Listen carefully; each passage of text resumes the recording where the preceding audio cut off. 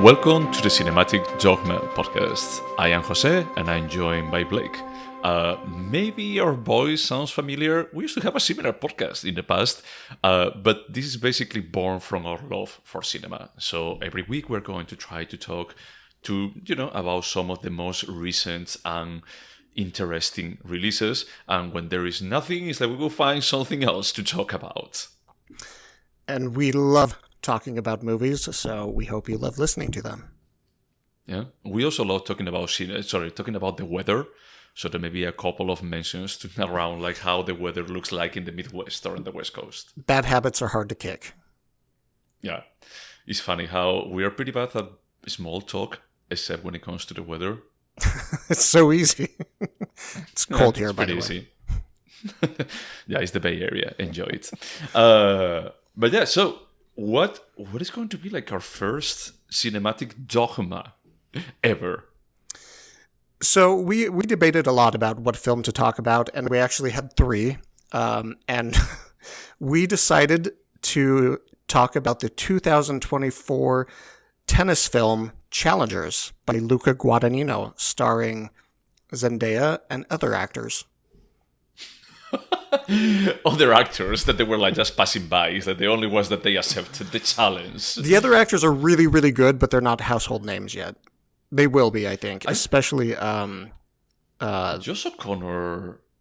I would say that, I mean, he may be not a household, but I think that he's already like fairly popular, no? Who? Josh O'Connor? Yeah, he's getting to be pretty big right now. And he should be. He's fantastic. La Camera, yeah. He's good. Dawson Country. Yep, that's the one I was thinking of. Yeah, the other one, Mike Faist, I wasn't like that familiar. Oh yeah, he did like a role in West Side Story. But yeah, this basically, as you mentioned, Luca Guadagnino. And the format of this podcast, after, like selecting like the movie that we're going to be discussing, is that we're going to be doing a brief summary of it. We're going to be like just time boxing this to 1 minute or so without, especially as these are like cinema movies that they are right now in cinemas, we want to avoid giving too much away of the movie. This is not a spoiler heavy. It shouldn't be. It's a verbal trailer. Process. We might give away a little bit too much, but not everything. Yeah, and if we definitely go towards like the ending of a movie, we would definitely preface it with a spoiler is coming, or we will try to at least. So, what is this movie about? First off, let's preface this. This is directed by Luca Guadagnino. He's a director that I find very interesting, if uneven. I loved Call Me by Your Name, and I love to hate to love Suspiria. You do? I mean, I thought that you liked it. I like it, but when I rewatch it, I'm like, there's big problems here. But I looked past them because of Tilda Swinton. So, my feeling with Luca Guadagnino is that his movies are shot like pretty beautifully. There is like some artistic language that he knows how to manage or how to play with. But if the result is elevated or good or persistent across time, is that I'm not that sure. Okay, so before we get into the synopsis, would you call Me by Your Name elevated? I would. I wouldn't. Okay. I would call Suspiria more elevated than Call Me by Your Name. But it's more because I have a problem with Call Me by Your Name and the kid of 16 years. Like being in that relationship. All right, let's move on. So Suspiria, you would call elevated? I thought that the dance scenes, there are like several scenes that is like I don't tend to fall like too much into this, but I had the feeling that Suspiria is what Gaspar Noé wishes that climax were, like the dance scenes. Well, no, I retract that. Those scenes are also pretty cool. But there are problems. Both of them are pretty So cool. I think we're kind of on the same page with Guadagnino. I think there's artistic merit there. He's not super consistent. Yeah.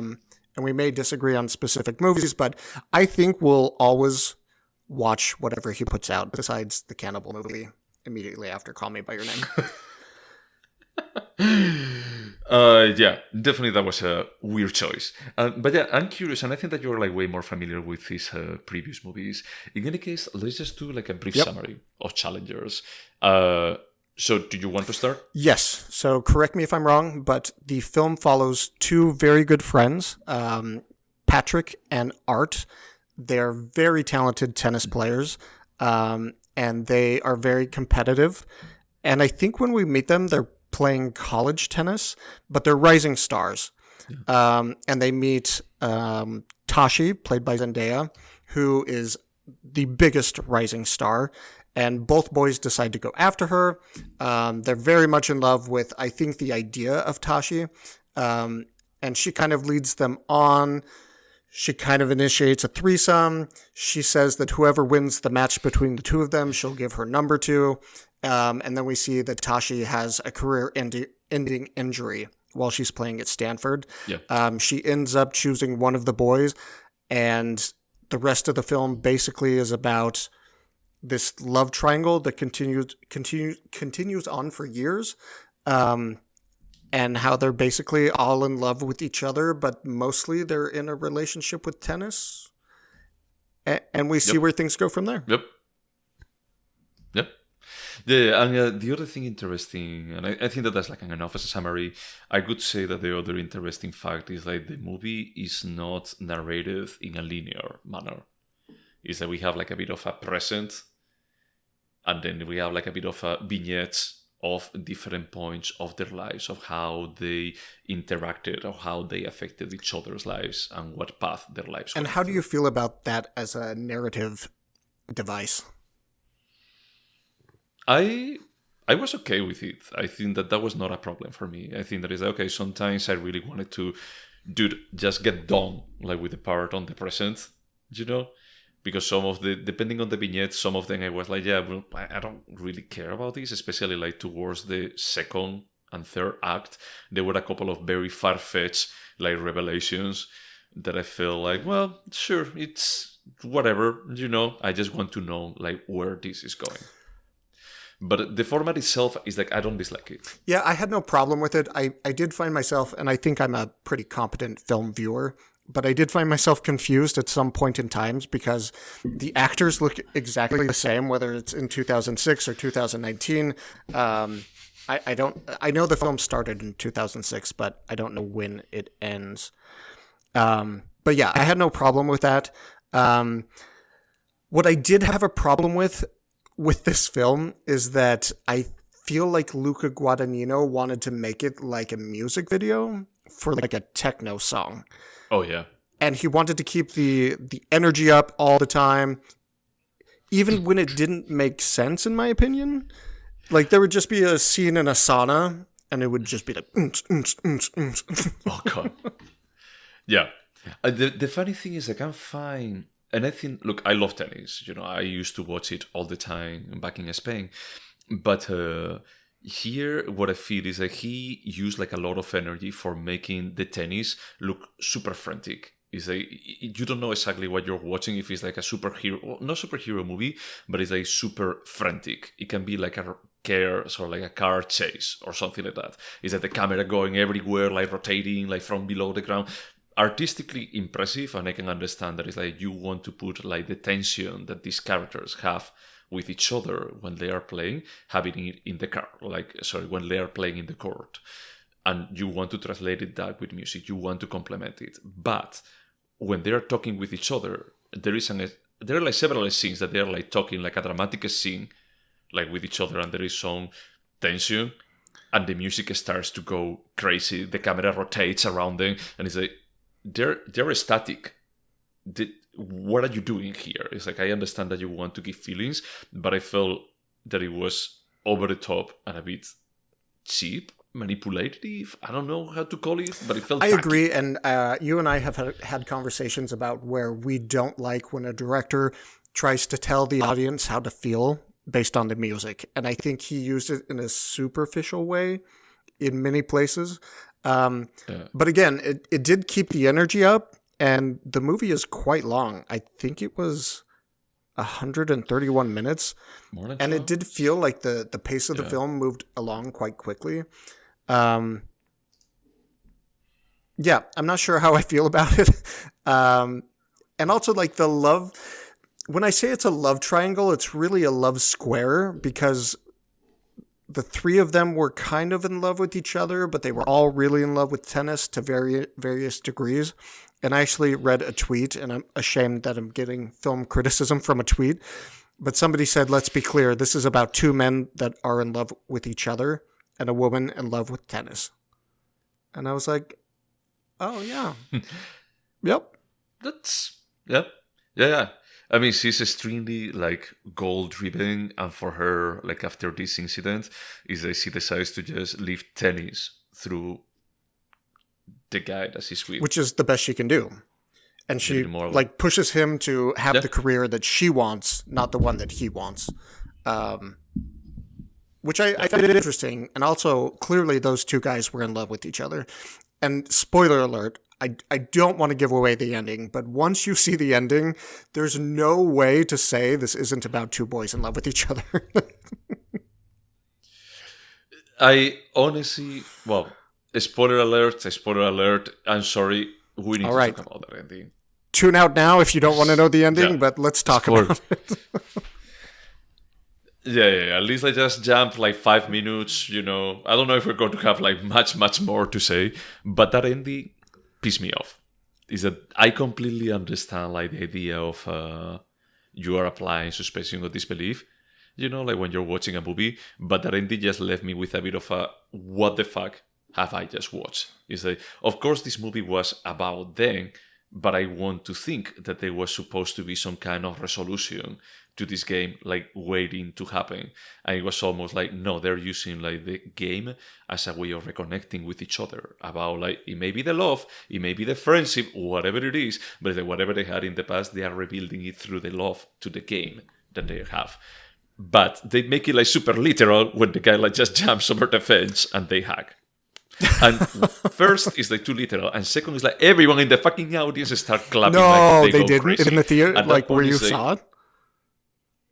Oh, in the crowd. No. Like in my audience in the theater, in the crowd.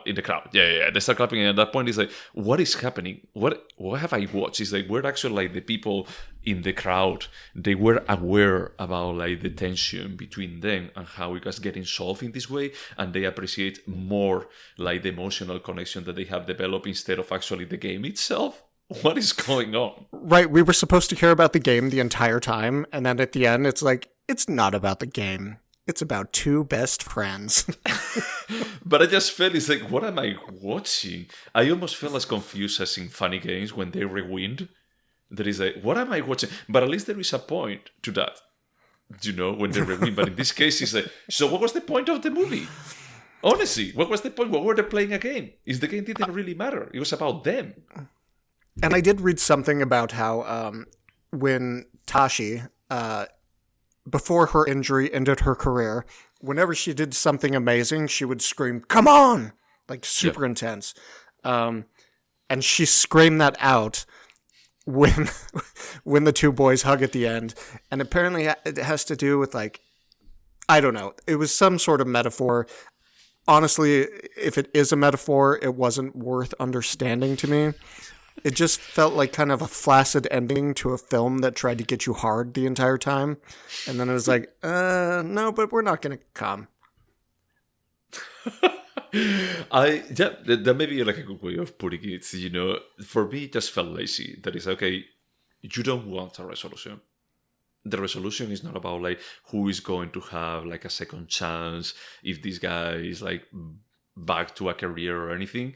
Is like, no, I've been like presenting you all of this information and now I'm throwing it off because it doesn't matter. And instead of telling you, is that they could have stopped like when he's going to be like throwing the ball into the air the last time, and it's like, I'm here. Is that this is not about the game itself, but he focuses more on just rubbing it on the face of the audience. That is that you are caring about the wrong thing. This is about them, and even like the crowd knows it. Why don't you? So I'm actually surprised that Guadagnino did not write this. It was written by a guy named Justin Kuritzkis. I massacred that name. And this is the only film he's written. and it shows. I'm sorry. No, it was interesting because I felt like there's promise in the script, but I agree. They're like, let's do this amazing, like, fucked up story about this love triangle, but they had no idea where to go with it. Yeah. But the thing is, just complete things. Is that, look, I love like metaphoric stuff as much as anyone else, but it's like, or you are more subtle. That's exactly what I was just going to say. Even Suspiria, which is outrageous, had subtlety to it that I could appreciate. It's like there's these like insane aspects to it, but we kind of took a journey together. We got to an interesting place. That did not happen here. No. I just left like the movie about like, what the fuck? what was the point about like caring about this specific event that it was like so important in their lives? It's like, what? It's like, especially when you know everything that happened in between them, sort of like in between them, like over the years. Is that I think that this is not something that it had to have like that climax. You know, it's like it's a different climax what you need. As someone who is not a fan of sports films, I did appreciate that it wasn't about somebody winning or losing. I thought that was interesting and cool, especially considering the marketing around it. But it wasn't as interesting as it should have been. But the thing is, like, if it's not about like winning or losing, it's that you could have stopped the game. What do you mean? You know, what I was saying earlier is that you could have ended up the movie with about to play the last point, you know, and both of them like just smiling to each other, and you imply with subtlety that is like, hey, they actually have connected again. That would have been a better ending. There would have been ways of making this like so subtly, but I had the feeling that the script may not be the best, but I also think that it's actually on Guadagnino's hand to actually decide how he wants to direct that scene, and he went like all over the top about like how the guy like flies like 3 meters, you know, until he falls on top of the other guy. So it just fell off. I don't know. You're embracing this over the top, to the extreme, when there is actually more nuance that you can add here. I agree. I feel like if this film had ended, well, let's just go full spoiler alert. Tashi asks the one she didn't end up with to throw the game, and I would have liked it if they had ended it not knowing what he was going to do. So if it had ended like 10 minutes earlier, I think it would have been more interesting. Yep, but it kept going. That was like another critique that I had. Like for me, is that you were saying about like the pace was decent enough that it was not too consuming for being like over 2 hours. For me, it was pretty draining. Oh, really? Because like you this kind of intensity. Wanted it to end? Yeah. I wanted to end because it had like this kind of a roller coaster kind of effect about like you have like very intense moments with the electronic music non-stop, you know, like randomly, and then you have like moments of extremely like quiet, and then it was like intensity again. So it just fell off. The rhythm for me was not good.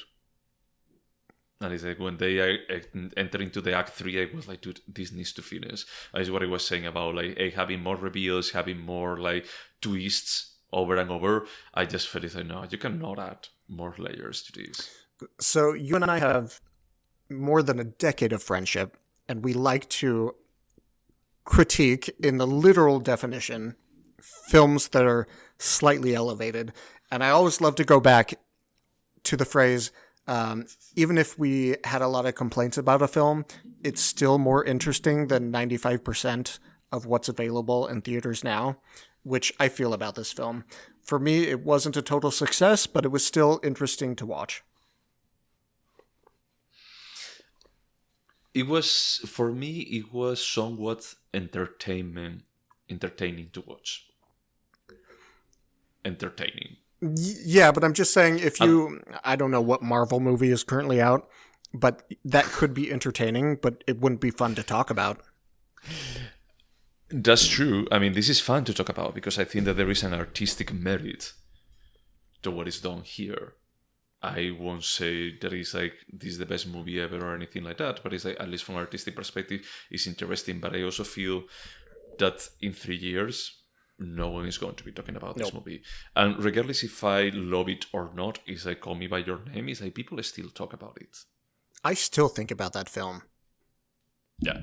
So from that perspective, is that I think that that's a bit more of a resilient to time. This one is not. And from that, and you can say it, like after watching it, is that you can say that is that this is forgettable. The same way as any Marvel movie.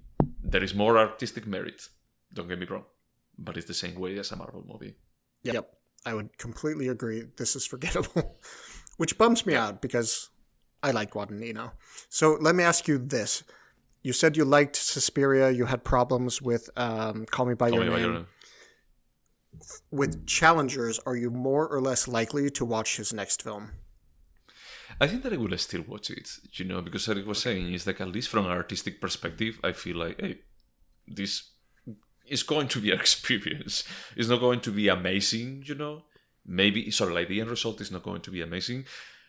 But I didn't leave the cinema peace. Upset with him. I just left. They need to put that on the poster. I wasn't upset with it. I can tell you of another movie that I actually left the cinema upset. Is that this is a bit more of a. I think that Luca Guadagnino is that he has like a good artistic hand, and the script was not perfect, but at least it was not trying to be more than what it actually was. Yeah, I was with you until you said that, because the end was trying to be like transcendent and have some sort of message, and I was like, nah, there's nothing transcendent here. But I agree with you. It failed to reach its lofty ambitions, but to watch it try was interesting. Yeah. I mean, it's more like at that point is when the script decided that it wanted to have lofty ambitions. It's just like, no, dude, too late and too much. Interesting, because usually we blame the director when a movie fails, which I'm sure Guadagnino could have improved things, but I think the big problem here was the script. Unless Luca changed the ending. No, I think that also the music direction, like the artistic direction, I still find it too much. Like all of this intensity and like the music and everything, and that has to come from the director. Yeah. No, that's true. In fact, the entire time I was like, this is just an updated version of Run Lola Run. Yep. Tennis, Lola, tennis. Yep. This is in America this time, and instead of running away, it's just tennis. Tennis. Just tennis. Back and forth. But how was I going to say? So I didn't leave upset. I mean, what I was telling you is like with other movies, I think that they have like more lofty ambitions, and they fall so flat that it's insulting. So at one point, we may talk about one of those. But it's like, we look at Guadagnino, I feel like, hey, regardless of what he does, Call Me By Your Name, maybe the source material for me is a bit iffy. But I think that he has a good eye for how to direct, to make whatever is on the screen interesting, entertaining to consume. So I know that this may be between a 6 and a 9. This is like the range that I think that Luca Guadagnino probably would operate for most of his movies for me. What movie is a 9? I'm just curious. No, none of them. I think that he has the potential if a good script. I was like, what? And he has like a good eye. No. I think that I don't think that this guy would ever be able to direct a movie that is a 10. Never. But it's because of what I've seen and things like, hey, this is not like the style that I would expect of someone for me to say that it's like, oh my God, is that this is super transcendental. It is going to be like resisting time. It actually touches my soul. Is that I don't think that he will ever direct anything like that. But he would direct things that they look pretty. They are like, from an artistic perspective, pretty solid. And maybe the script some of them have substance. Yeah, and some of them may have like a substance, like somewhat of a substance. That's interesting though, because I just realized that he's again, you and I have talked about style over substance. He's more subtly style over substance than I realized. He just wants it to look super cool, have interesting ideas.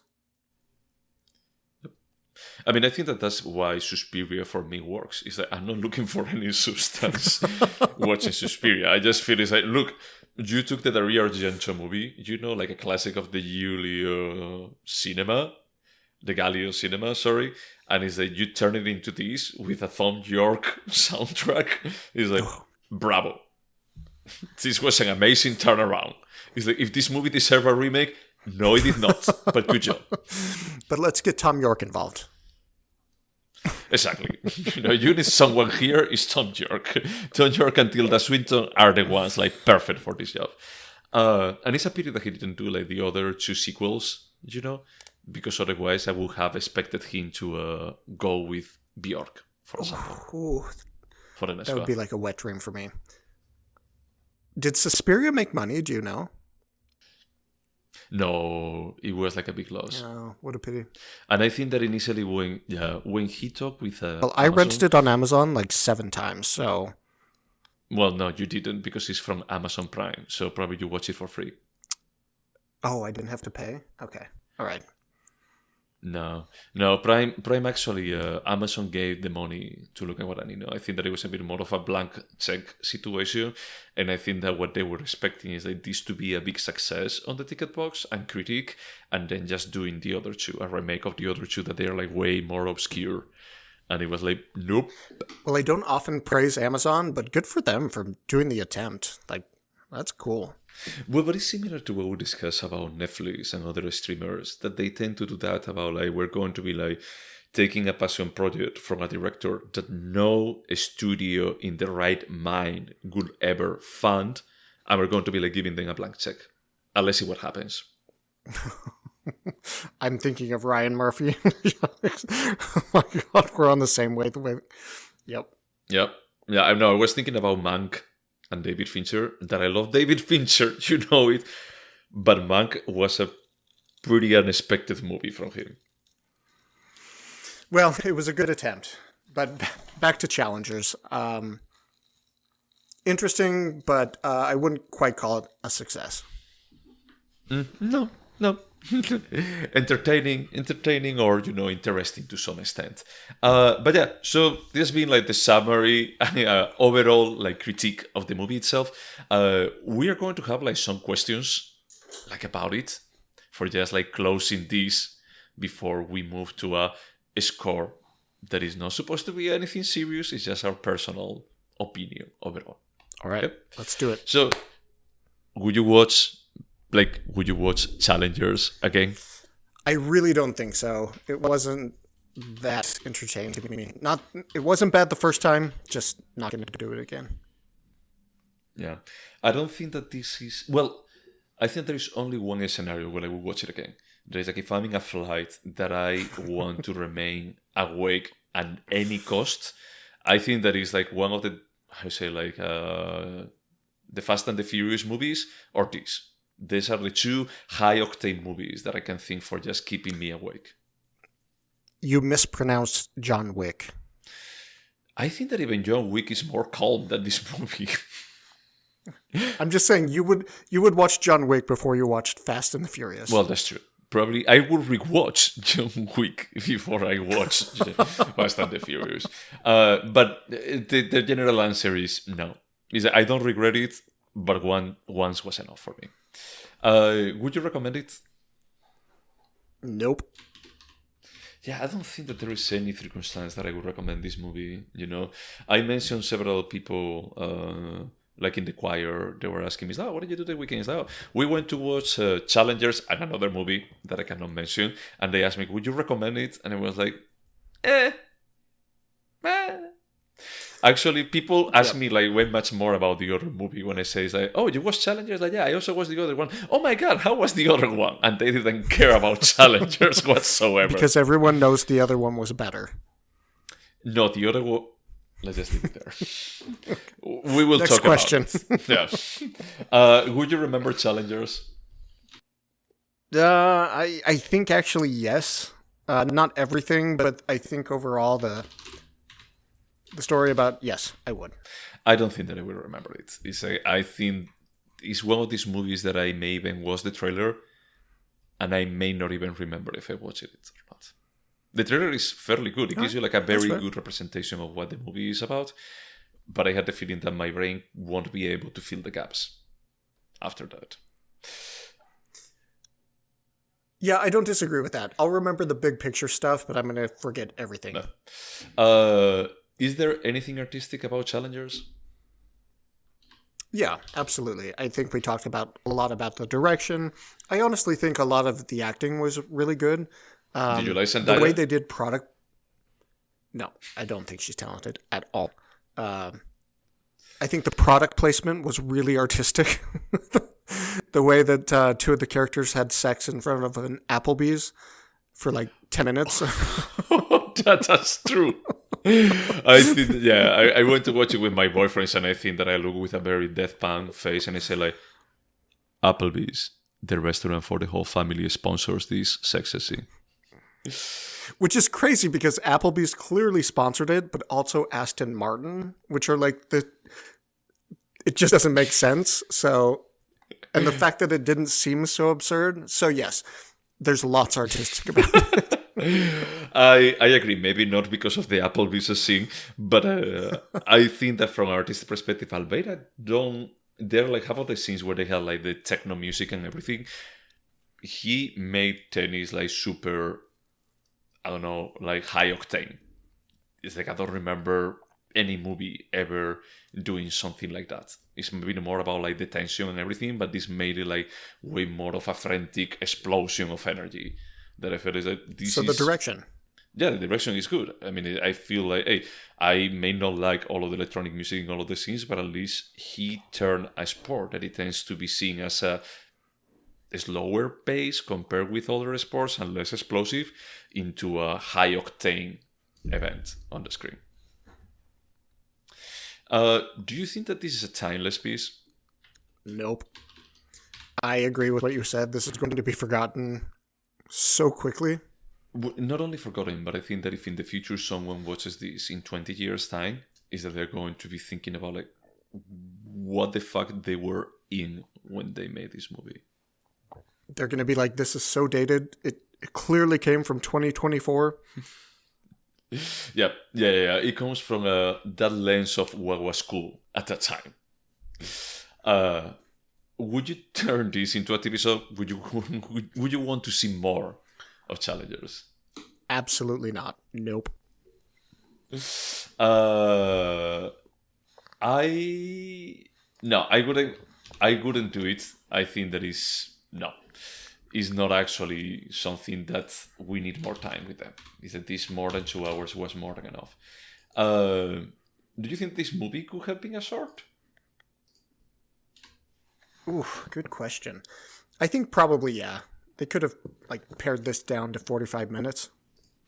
Yeah, I agree. I don't know if it's like 45, closer to an hour, but I think that the material was like a bit stretched thing here. Do you think that this movie could have been better? Yes. And I think we listed a lot of the ways it could have been better. I think that the thing that sticks out in my mind is the ending, but also a lot of the just kind of filler content, the scenes that really didn't matter. Yeah. Yeah, and at the end it ended up like just making it run over 2 hours, and I think that it didn't add anything like interesting about it. Alright, so these were all the questions. I think that we will need to score this. And once again, is that this is not supposed to be like a scientifically calculated score. It's a bit more about like how we feel about the movie. And I think that I also explained. Sorry. I was just going to give my score. Okay. I was going to say that is like for me a 5 is perfectly mediocre. It's like a movie that doesn't have like anything absolutely insultingly wrong, nothing like saving grace like from it. A 6 is okay, and then from there is like 7, 8 is like okay, there is like good material here. For me, 5 is totally middle of the road. 7.5 is good. 10 is Fight Club good. And anything below 5 is basically like, nah, it's like Brazil. I'm never going to watch it. One day I will make you watch it again, but okay. So what is your score?